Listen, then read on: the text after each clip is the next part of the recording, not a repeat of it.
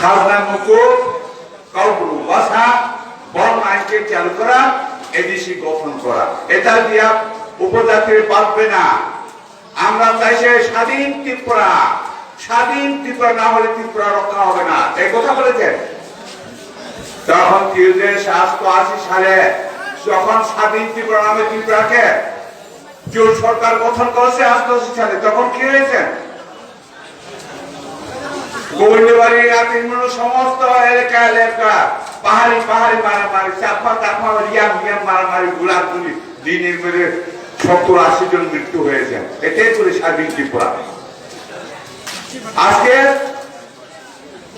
11 দিন বামফ্রন্ট আমলে আইপিএফটি ত্রিপুরা লেন না হলে ত্রিপুরা উপজাতিরা বাঁচবে না।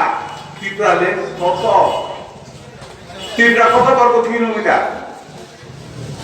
10,800 বর্গ কিলোমিটার। এডিসি কত বর্গ কিলোমিটার হয়েছে?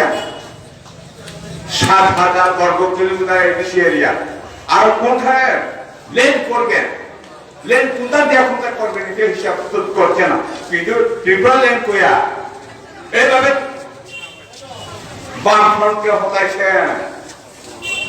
তখন আগে হচ্ছে স্বাধীন ত্রিপুরা, এরপরে হয়েছে ত্রিপুরা লেন, আজকে আরো একটা হয়েছে গ্রেটার ত্রিপুরা। গ্রেটার ত্রিপুরা বাংলাদেশ কি হয়েছে না কাউকে দিয়ে কি হয়েছে, ইংলিশ দিয়া কি হয়েছে? গ্রেটার বিরাট।